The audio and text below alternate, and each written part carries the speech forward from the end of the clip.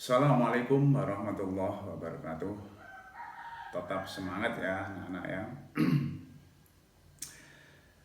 Mari kita lanjutkan pembelajaran hari ini, yaitu melanjutkan kemarin. Kemarin telah kami jelaskan tentang gaya Lorentz. Maka untuk kali ini kita belajar tentang induksi elektromagnetik. Induksi elektromagnetik adalah suatu gejala terjadinya arus listrik dalam suatu penghantar akibat adanya perubahan medan magnet di sekitar kawat penghantar tersebut. Arus listrik yang terjadi ini disebut arus induksi atau arus imbas. Mari kita perhatikan peragaan berikut ini. Coba kalian perhatikan, ini misalnya adalah magnet U dan ini adalah misalnya magnet S. Maka antara U dan S nanti ada garis gaya magnet yang keluar dari U menuju S seperti ini. Seperti panahnya ke sana. Garis gaya magnet atau induksi magnet.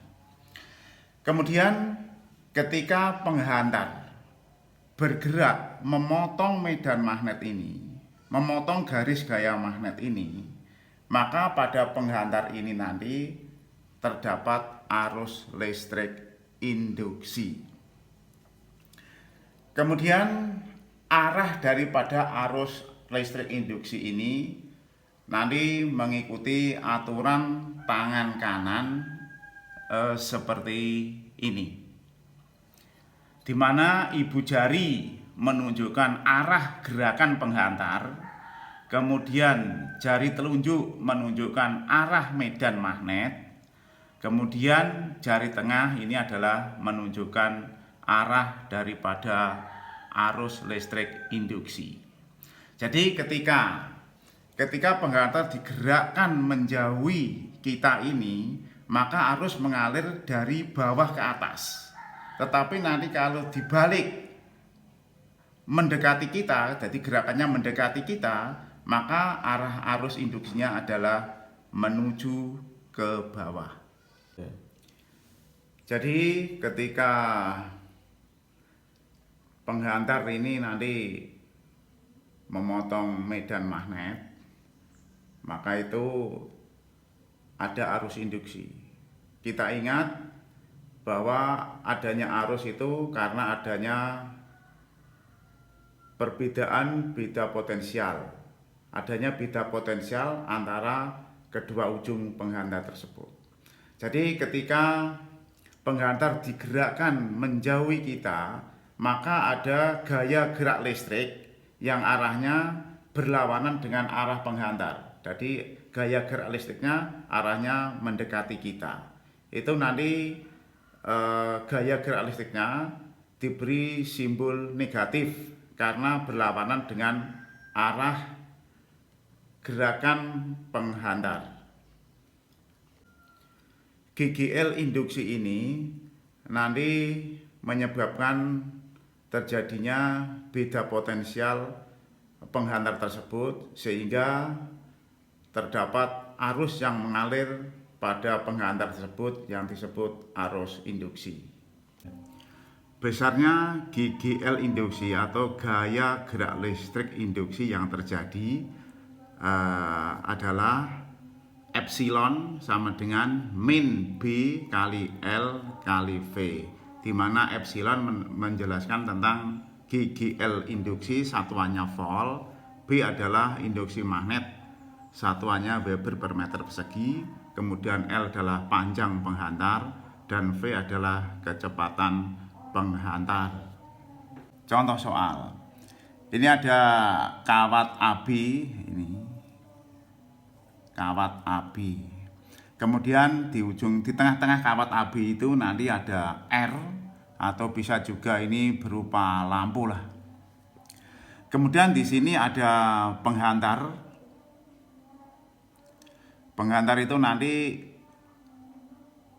digerakkan di dalam medan magnet, nanti akan memotong garis gaya magnet. Kemudian yang ini hitam ini menunjukkan arah medan magnet atau arah garis gaya magnet menuju ke kita. Jadi kalau bentuknya seperti ini, simbolnya seperti ini, itu nanti arahnya menuju kita. Nanti kalau bentuknya adalah cross, kali ini cross, bentuknya cross, nah, itu adalah menjauhi kita. Sekarang ketika penghantar digerakkan, menurut gambar adalah ke kanan, digerakkan dengan kecepatan 10 meter per detik. Kemudian panjang kawat PQ adalah 50 cm atau setengah meter. Kemudian di dalam medan magnet ini, memotong medan magnet ini sebesar 0,4 Tesla. Jika R atau resistor ini sama dengan 5 ohm, maka pertanyaannya, berapakah GGL induksi yang ditimbulkan, berapa arus listriknya, dan kemana arus listrik itu mengalir. Karena yang pertama, GGL induksi epsilon sama dengan min B kali L kali V. Min 0,4 ke 0,5 kali 10 sama dengan min 2 volt, ya sama dengan 2 volt. Hanya arahnya saja yang berlawanan dengan arah gerakan penghantar. Kemudian I-nya adalah epsilon per R sama dengan 2/5 sama dengan 0,4 ampere. Kemudian arah arus listrik induksinya adalah dari P ke Q. Jadi kenapa arusnya dari P ke Q? Kita gunakan aturan tangan kanan seperti ini ya. Jadi ini nanti menunjukkan arah gerakan atau V. Ini yang menuju kita itu adalah arah induksi magnet, maka arahnya ke bawah, berarti menurut ini adalah dari P ke Q. Ya. Coba kita perhatikan untuk percobaan Faraday. Ini adalah magnet, ini adalah kutub utara, ini kutub selatan. Kemudian ini adalah kumparan atau solenoid, dan ini adalah galvanometer. Jadi galvanometer itu nanti kalau ada arus yang masuk, nanti jarumnya akan bergerak bisa ke kiri maupun ke kanan. Kalau tidak ada, maka pada posisi 0. Aturannya adalah menggunakan aturan tangan kanan seperti ini. Jadi ibu jari ini menunjukkan kutub utara, kemudian keempat jari yang digenggam ini menunjukkan arah arus induksi. Jari menunjukkan kutub utara, kemudian keempat jari yang digenggam ini menunjukkan arah arus induksi. Jadi arahnya ke sana, muter ke sana. Coba kita perhatikan kembali ke gambar. Ketika magnet U digerakkan maju masuk ke dalam kumparan ini, maka ujung kumparan ini, bagian ini menjadi kutub U. Sehingga dengan menggunakan aturan tangan kanan tadi, maka arah arusnya adalah ke atas, ke atas, ke atas, ke atas, ke atas, muter terus sampai sini, maka jarum galvanometer akan menyimpang ke kiri. Sebaliknya, apabila magnet U ini nanti akan ditarik mundur, maka ujung kumparan yang ini, bagian ini, itu menjadi kutub selatan. Sehingga dengan menggunakan aturan tangan kanan yang digenggam tadi, maka arusnya ini menjadi ke bawah, sehingga jarum akan menyimpang ke kanan. Demikian percobaan Faraday untuk membuktikan adanya arus induksi, bahwa ada medan magnet di sini akan memotong kumparan, terjadi arus, yaitu arus induksi. Bunyi hukum Faraday, setiap perubahan medan magnet pada kumparan akan menyebabkan gaya gerak atau GGL induksi yang sebanding dengan laju perubahan flux. Flux magnetik adalah kerapatan garis-garis gaya dalam medan magnet.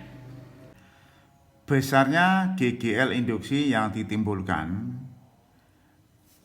memenuhi persamaan epsilon sama dengan min N kali delta V atau delta flux per delta T. Atau bisa juga dibaca begini, besarnya GGL induksi adalah sebanding dengan jumlah lilitan daripada kumparan, sebanding dengan perubahan flux magnetik, dan berbanding balik dengan waktu yang diperlukan, di mana epsilon adalah GGL induksi, satuannya volt, kemudian N adalah jumlah lilitan, delta V atau delta flux adalah perubahan flux magnetik, satuannya Weber, dan delta T adalah waktu yang diperlukan, satuannya sekon. Contoh soal, sebuah kumparan dengan jumlah 200 lilitan memotong medan magnet sehingga mengalami perubahan flux magnetik sebesar 0,002 Weber selama 0,5 detik. Berapakah GGL induksi yang ditimbulkan? Dari contoh tadi diketahui jumlah lilitan atau N 200, perubahan fluxnya adalah 0,002 Weber, kemudian waktu yang diperlukan 0,5 detik. Dengan menggunakan rumus epsilon sama dengan min N delta V per delta T sama dengan, kita masukkan min 200 kali 0,002 per 0,5 sama dengan min 0,8 volt atau 0,8 volt. Mari pembelajaran hari ini atau kali ini kita simpulkan bersama. Jadi yang pertama adalah arus induksi itu akan terjadi ketika penghantar atau kumparan memotong medan magnet. Kemudian arah arus induksi itu nanti menggunakan aturan tangan kanan. Nah, begini, di mana ibu jari menunjukkan arah gerakan, kemudian jari telunjuk menunjukkan arah medan magnet, dan jari tengah ini menunjukkan arah arus induksi.